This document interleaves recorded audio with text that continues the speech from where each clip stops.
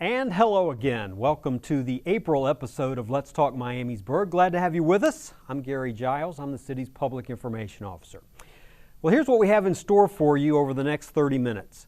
A little later in the program, we're going to remind you about some important code enforcement matters to help keep our neighborhoods well maintained. You can accomplish that with your property, and you'll want to be sure and stay tuned for some helpful tips.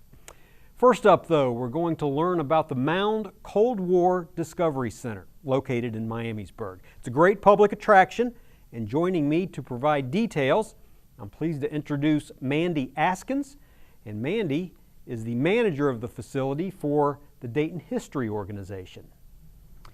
Before we get started, viewers should be aware that our episode here in April is pre-recorded. As a result, we will be unable to accept questions over the phone. We will, however, be providing you with contact information if you'd like to follow up on any of our topics. Mandy Askins from Dayton History, thank you so much for being here. Yeah, thanks for having me. We sure appreciate your time. You are a first-time guest with us, so a special welcome to you. You know, we've covered many mound-related issues over the years here on the program. Everything from the environmental restoration that took place on the site to the economic development and reuse of the site. But this is the first time we've talked about the Discovery Center, so I'm looking forward to that. It's going to be a good segment. Wonderful. So appreciate that. Let's start by learning a little bit about you, actually. Let's tell our viewers, since you're a first-time guest, a little about your professional background and your experience at Mound. Okay, well, I've been with Dayton History now for about 8 years, so it's definitely a labor of love. I enjoy working for the organization. I studied at Wright State, focusing on history, mostly Cold War U.S.-Soviet relations history. So the Discovery Center and the work at Mound Lab is really right up my alley, so I quite enjoy it. I also belong to the Miamisburg Rotary, so it's a wonderful organization here in town that a great group of people doing wonderful things for the city. And you've been the site manager for the Discovery Center how long? Well, I've been with this project for about 5 years since its inception, and I've been in this role for about 3 years. Okay. Yeah. So you work out of the Discovery Center every day? I do. Okay. The front of the Mound Cold War Discovery Center is located right behind us here on the set. Picture of the front door, the front of the building, and it's located on Mound Avenue in Miamisburg, directly across from the historic landmark, the burial mound, which is right outside your window of your office. Nice view there. Tell us first, Mandy, about the relationship between Dayton History and the U.S. Department of Energy, which operated the site at Mound for decades. Yeah, so in 2003, work ended at Mound Laboratory. The site closed. It was in the middle of cleanup. And for really since 2003 until around 2015, the museum itself was ran by former workers. They are the ones that compiled all the artifacts, saved 88,000 photographic negatives, compiled all of this wonderful history of 50 plus years. And in 2015, Department of Energy came to Dayton History to see if we would be willing to enter an agreement to create all new exhibits and create a sustainable museum that could tell the Mound story, preserve that legacy for generations to come. So early 2016, we came on site and we've been there since. We had initially a 5-year cooperative agreement. And we work not just with the Department of Energy. This would not be possible without the Mound Science and Energy Museum Association, those former employees, the Mound Development Corporation, and then obviously the City of Miamisburg as well, who has been a wonderful support, especially former Mayor Church. So it's a big cooperative relationship between all of these groups, really working towards the same goal, which is the preservation of the Mound legacy. So you had that initial agreement, and then earlier this year you had a big announcement to make because that agreement was extended. Yeah, we, Department of Energy, renewed our cooperative agreement, and that went into effect in January. So currently that agreement goes through September of 2023, so they are the ones that fund us. So this is not just a funding agreement, but much more than that. There's a very large scope of work that we're required to do. And it's all, again, that same goal of preserving that legacy. Yeah, you said, you described that goal to me, preserve the legacy of the Mound site, and that's right up Dayton history's alley, isn't it? Yes, very much so. For the viewers who may not be familiar with the work that was done at the old Mound Laboratory site for the federal government, describe briefly the missions that took place there. Well, initially, the Mound Laboratory opened up in 1948 as the nation's very first post-World War II Atomic Energy Commission site. So this was the first facility built under the newly created Atomic Energy Commission after the Manhattan Project ended. And it continued Dayton's work within the Manhattan Project, which was processing polonium-210, for use in the initiators for the first atomic bombs. At the end of the war, the AEC decided that it was pertinent to have a permanent facility continuing that polonium purification, and also to construct the initiators, to actually build them on site. And this is why Mound itself was built. It was only about a year and a half, 2 years of work, over 3,000 workers building the original 17 buildings, including the underground technical building, the infamous 5-story underground 122,000 square foot building, which is where all of the hazardous materials, so polonium work. Sure. Once the polonium work ended in around the late 1960s, by that time they were already producing what they call energetic devices, which are non-nuclear components of weapons systems. So your timers, detonators, assemblies, all of that. Then eventually Mound gets into tritium, which is hydrogen-3. So this is where we get the H in the H-bomb. So hydrogen-3 or tritium boosts that weapon's capability. And Mound produced component systems for that, like containers that would actually hold the tritium gas, as well as tritium recovery, so taking old weapon systems and recycling that tritium, as well as a lot of other research endeavors, including a polonium or plutonium-powered artificial heart, which never went to production, but it's interesting to see how that played out. Sure. And I think the biggest one, or probably the most popular and the only declassified work that happened at Mound when it was there, is the nuclear battery program. So the space missions, which even we can still see, a bit of Mound everywhere. It's Voyager 1 and 2. Furthest man-made objects we've ever sent out into space. They're powered by, each have 3 Mound invented, produced, and designed and tested RTGs on them. And they are still sending us data back. So Mound is Miamisburg.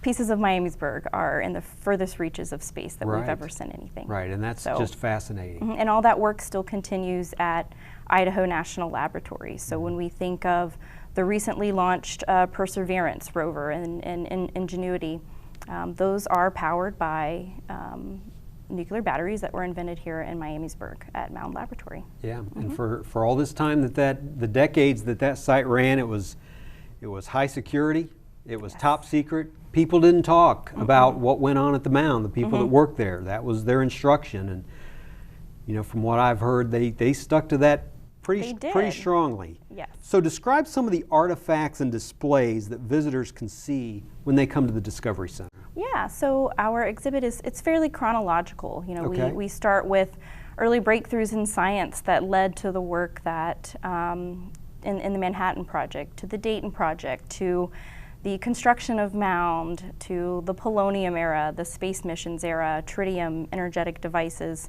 And then obviously we touch up on cleanup as well, which is quite important to this community. Mound is Department of Energy's supposed success story, meaning it was cleaned up successfully, and it's now a profitable commercial industrial business park. So it was able to, instead of being an eyesore, it's now been given back.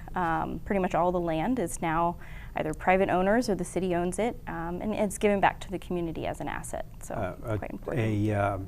A real incredible transformation from a razor-wired site with armed guards to a public business park, which is tremendous. Let's go through some photos that we're going to put on the screen for the viewers from inside the facility, Mandy, and I'm going to let you describe what we're looking at. Let's go Okay. to that first picture and you can describe that. Okay, so here we have a little bit of our space missions program.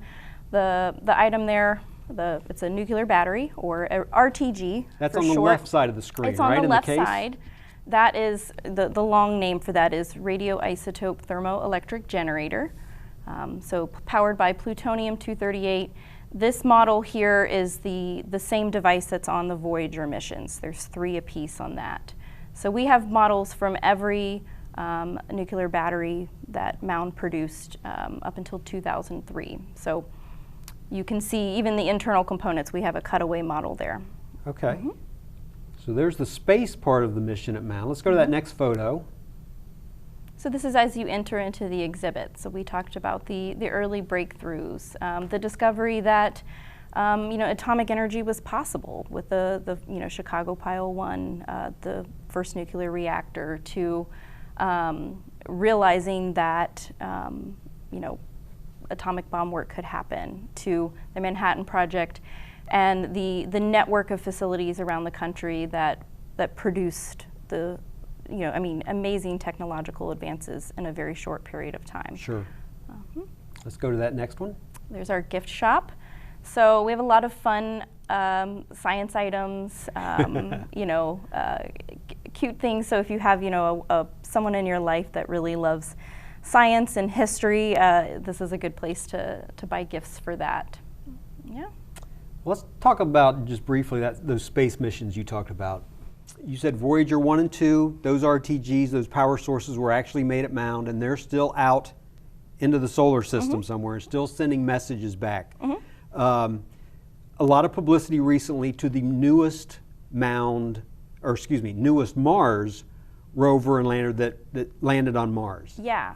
Anything there at all related to Mound? So the RTG, or the nuclear battery that powers Perseverance, that battery itself, the concept of it was invented at Mound in 1954. Okay. They patented it in 1959 by 2 scientists there, Ken Jordan and John Burden. And really up until 2003, all nuclear batteries were produced at Mound until the site closed and it was moved to Idaho National Laboratory. So although the RTG on Perseverance was not made at Mound, it wouldn't be possible without Mound and the wonderful inventions and things that came out of that. Same technology. Same technology. Right. Yep. Okay. Nowadays it's just on a much smaller scale, as is all technology. It's fascinating, and it's fascinating to be able to go there to your museum and see a model of what an RTG nuclear power source really looks like. You've got some new exhibits coming up around the corner. Yeah, within the next month we'll be installing 6 new displays. So 2 of those will be in the Space Missions RTG area. So by the time we're done with that, we will have an example of every RTG mission that Mound has contributed to since 2003, or up to 2003. Yeah. In that area, we also have some new additions to the polonium era. Things like, polonium might have been used for initiators for bombs, but they also made spark plugs with polonium at one point. A lot of consumer products, even still today, contains radionuclides. So kind of examples of that. We also have 2 cases that will commemorate the employees of Mound. So the Monsanto era, Monsanto was the company that ran Mound Laboratory up until 1988, and then the later years as well. So it was really from what I've heard from all the thousands of employees, that it was a great place to work, that the company, especially Monsanto, really treated them well. So commemorating, the employees and all their dedicated work over the years. Yeah. We also have a flag case, or a case that will contain the Miamisburg's old flag. So if you remember it, it had an atomic symbol on it with the mound, and that flag itself was designed by Department of Energy's former site manager, Sue Smiley, which was when she was in high school, and then later she worked at Mound and then for Department of Energy. So, and she just retired in December, so we will have that flag up, which I think is quite a contrast from the city flag now, but at that time it showed just how important Mound Laboratory was to the city of Miamisburg. Sure. Well, it's a great place to go and learn more about the great history of the Mound Laboratory. How did COVID-19 affect the Discovery Center operations, and are you open to the public now? We are open to the public now, just our normal hours, which is Wednesday through Saturday, 10 a.m. to 4 p.m., and also by appointment. Really, COVID hit us much like other museums. You know, we had to close down there for a while. The amount of visitors that we're seeing in the museum is about half of what it would have been, you know, this time last year. But I've already seen a big uptick just in the past couple of months. Okay. So we weren't able to have things like education programs or guided tours or big events just due to space limitations. But we are hopeful that we'll be able to get back to that normality soon. So that is a possibility. I'm hoping, yes. Okay. Admission is free. We want to mention that. Yes. Let's say those hours one more time. Wednesday through Saturday, 10 a.m. to 4 p.m. And if someone wants to learn more about the things we've talked about here today, how can they do that? The best place to go to is DaytonHistory.org, so www.DaytonHistory.org. Mandy Askins from Dayton History joining us here on the program. She's the site manager at the Mound Cold War Discovery Center. Mandy, thank you so much for being here. Thank you for having me. Look forward to having you down the road. Definitely. We're going to take a 60-second break now. When we return, something a little different for you. We're going to replay a previous segment of our show that featured Miamisburg's 2 code enforcement officers. This segment includes helpful information to help residents stay in compliance with local property maintenance codes. This is especially important as the growing season gets underway this spring, so please stay tuned for that. We'll also remind you that our next episode of Let's Talk Miamisburg will premiere on May 12th, 7 p.m. In that show, we're going to preview summer recreation plans in the community, so we hope you'll make plans to join us. Now let's go to that break. We will be right back.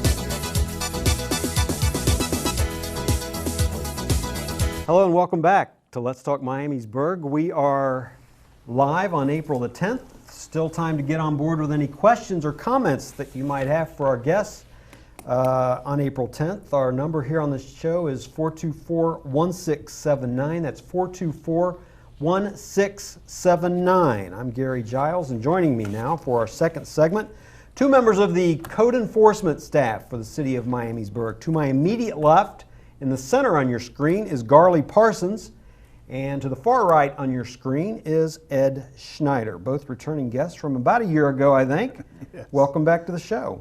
Thank you.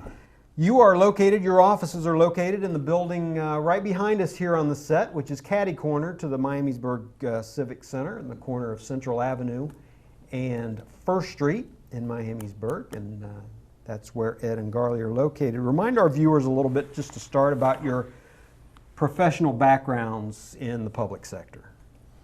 Well, I've been in code enforcement about 10 years now, a couple different cities, West Carrollton, Fairborn, and now Miamisburg. And so it's a great time to be in Miamisburg, that's for sure. How about you, Ed? Well, I started out in Florida in law enforcement, and I was there in law enforcement in Florida for about 5 years. Spent a little bit of time in Tennessee in law enforcement, and then we moved up here, and I came on board with the city as a code enforcement officer. Well, this is a good time of year to remind citizens about some of the things to watch for on their property to stay in compliance with local codes. And so we appreciate you joining us this time of year to offer those reminders, I think, to the public. Let's start with growing season, which is underway which I'm glad about. We put away the salt and the ice control. Right. We're into the growing season now. Garley, what are some of the things that homeowners really need to stay on top of? Well, like you said, it's that time of year when it's time to start mowing and weeding and trimming bushes. And that's basically a lot of the violations that we see is grass, tall grass. The city's code is 8 inches in height as well as for weeds. And so when it gets above 8 inches, we're usually around asking people to cut their grass and cut their weeds. Also to trim bushes back from the sidewalk so people can walk past, and clear the alleys of any bushes. Okay. Common sense kind of things, aren't they? Yeah, Most pretty of them. much. Yeah. Pretty much. How about the general maintenance of a house itself? That's something that we're very proactive in going through the community, and we're looking for downspouts or gutters that are come loose over the winter due to maybe some ice problems. Painting is always an issue. Those type of maintenance, those things like that.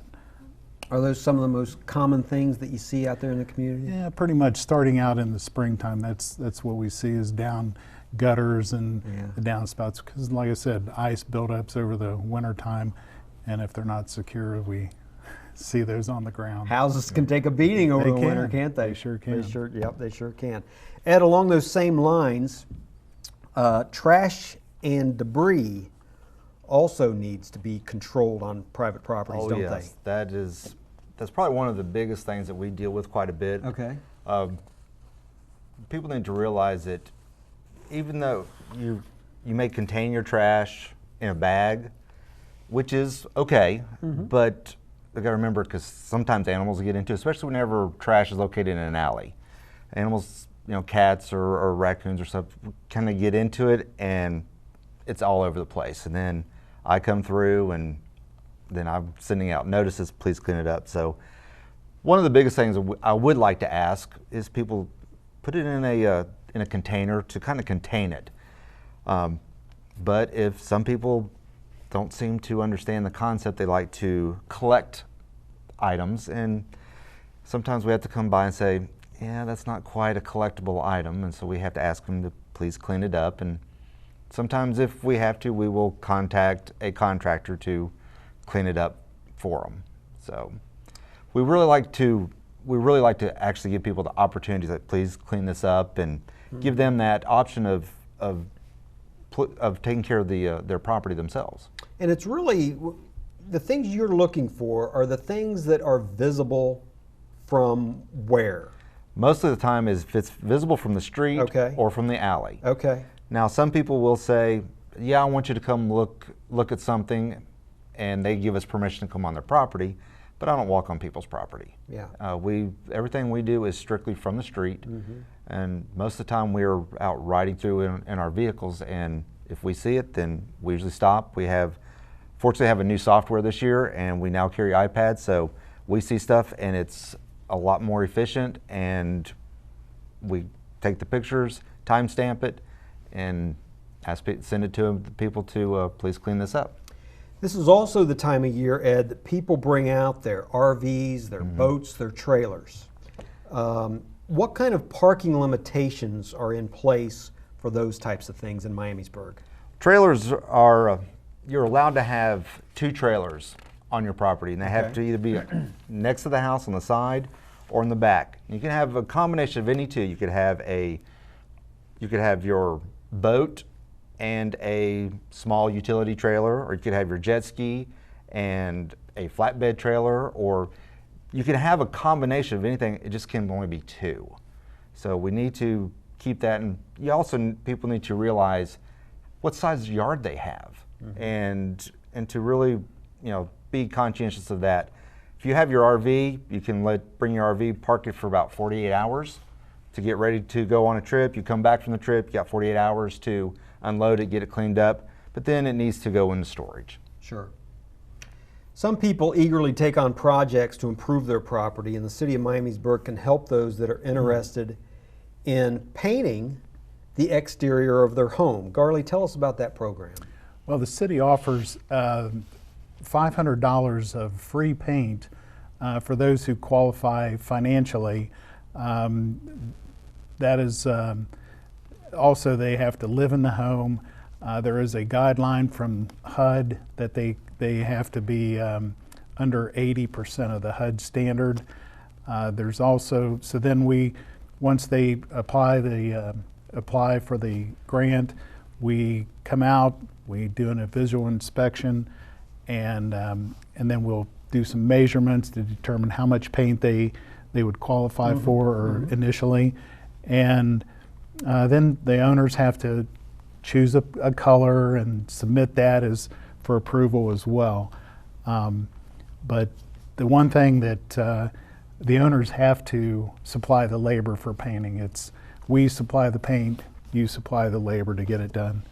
And there's also a waiver that we ask the residents to sign for anything with lead-based paint, that there's a waiver that the city asked. So it's financial assistance for not only the paint for exterior projects. Again, Yes. that's exterior. Just exterior only. But also supplies as well, right? Some paint supplies? Yes, we qualify? do supply $25 towards any paint supplies, Okay. brushes or pans or anything like that. And if someone was interested in pursuing this, how would they apply? They could come down to our office and get an application and fill that out. They also have to provide the documentation of their income, and then submit that back to us, and we'll review that. Okay. And this has been around several years, and there are people every year that take advantage of it. Yes. Last year we had 4 homes that people applied for the program and got the paint, and they looked outstanding. Yeah, it's good service, good program. It is. Ed, for other improvements like fences, like decks, you can't forget the permits, can you? Oh yes, you must get a permit because it needs to go through the building inspector, and so that way we make sure that you're planning to build it properly, because you need to make sure your foundations are correct. Fencing, you got to make sure that you fall within the guidelines of the ordinances where it can be.